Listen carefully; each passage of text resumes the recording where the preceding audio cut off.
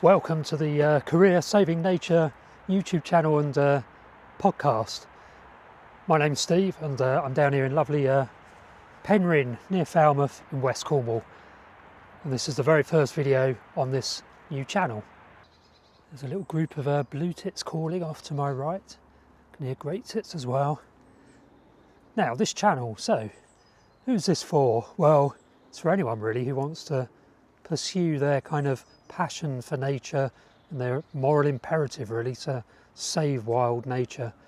Maybe just starting out, you're in your teens and you're really passionate about wildlife and you're not sure if you can really spend a career focused on wildlife, or maybe you're university age or just entering university, do some studies on ecology and conservation, or maybe you're kind of mid-career, you're working in another field but you've always had a passion for nature and you want to pursue a career in the field. That's what this channel is focused on really, hopefully to give you some hints and tips and suggestions and evidence drawn from my own experience about the best ways to pursue that passion. So about myself, I'm kind of mid-career now. My name is Steve.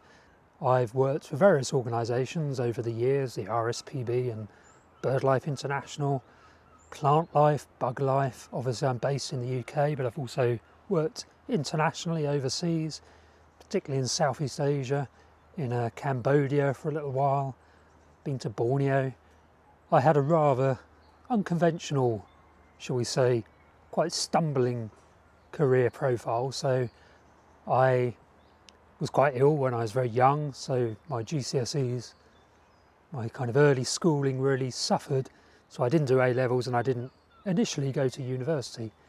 I did go to university later in life to do a master's and other studies, so I have a rather kind of unusual, unconventional career path, which might be reassuring to anyone listening to this because, you know, really from any background you can pursue a long career. I've been working for decade or two in nature conservation now, so if I can do it, you certainly can.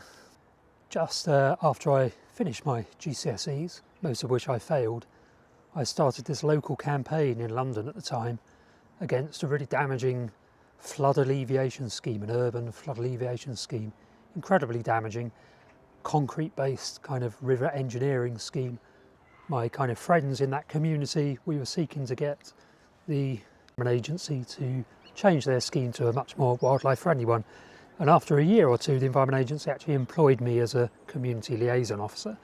And I was only young, I was still a teenager, but that was my kind of route in to nature conservation. So although I'd failed my GCSEs, my kind of volunteering, campaigning work did actually get me into a position where I was deemed to be employable, and that was my big break.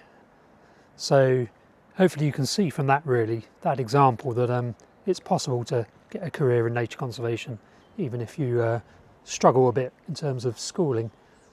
But if you don't struggle a bit in terms of schooling, then that's great too. You can go to university, as I did eventually, to do a master's, and this channel will cover that kind of route as well. And after my campaigning work and my employment as a community liaison officer, I then went to the Isle of Wight to do river restoration work, to become a conservation officer. Well, initially a lowland calcareous grassland officer focused on the massive slab of chalk grassland at Salisbury Plain Training Area in South Wiltshire. So I worked for the RSPB for about 7 or 8 years as a conservation officer, and then I moved into the RSPB's kind of international division and worked on fundraising for projects in Southeast Asia. And from there I went to the World Land Trust and worked on more fundraising for rainforest conservation projects in the Andes, the tropical Andes. And after that I went to Cambodia and did some work out there with Worldwide Fund for Nature and Wildlife Conservation Society and Smithsonian Institution.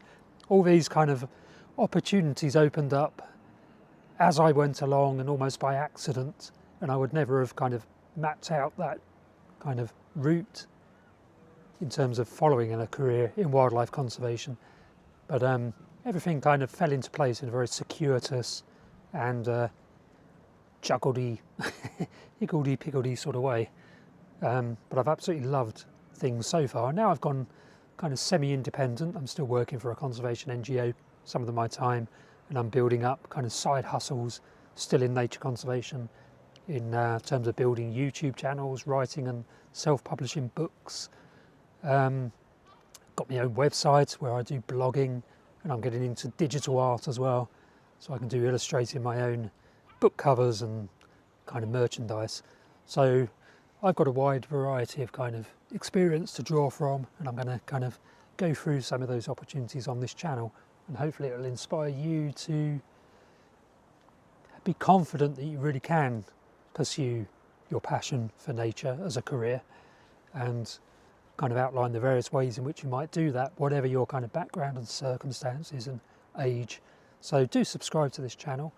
I'll upload content fairly frequently, probably weekly, and now I'm going to go birding. I'm in the lovely Penryn campus, which is in Cornwall, where it has a very high density of aspiring ecologists studying ecology and conservation at the University of Exeter on their Penryn campus here.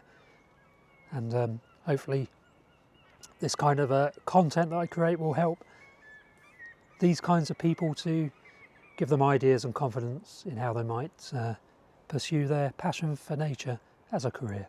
So do subscribe. Thanks for watching. Press the like button if you like the video, and I will upload another video soon.